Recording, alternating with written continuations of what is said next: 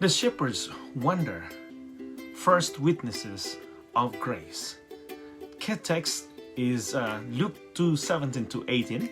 Now when they had seen him, they made widely known the saying which was told them concerning this child.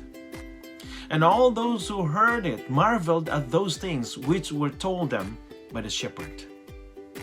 Historical context in this: during the first century Judea, shepherds lived on the margin of society.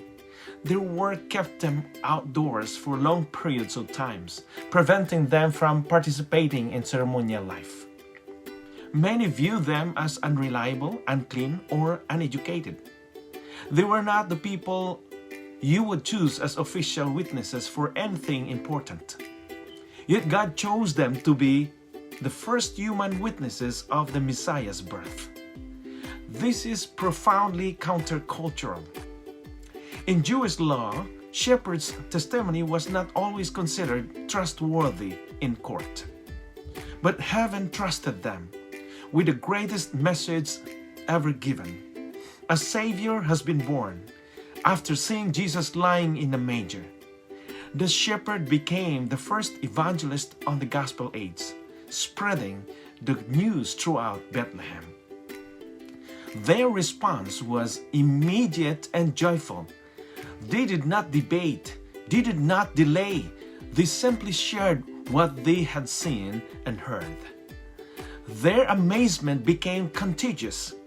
Luke tells us that everyone who heard their testimony marveled, a word that means to be astonished, overwhelmed, stirred in heart. Grace has entered the world, and God had invited the lowest to announce it. And the insight for the day, the shepherds reminds us of a beautiful truth. God does not wait for us to be perfect. He invites us as we are. God chose shepherds so no one could ever say, "I'm too ordinary for God to use." Their clothes were simple, their reputation was low, their skills were basic, but their hearts were open, and that was enough. Grace always begins with wonder. The shepherd did not try to understand everything. They simply responded with worship and witness. When God touched their lives, they could not keep it to themselves. The same is true for us.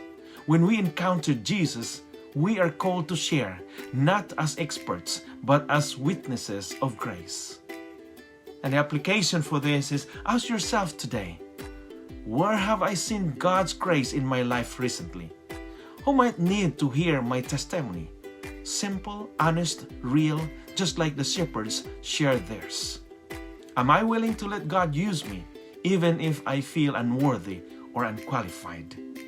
God still chooses ordinary people to tell extraordinary news.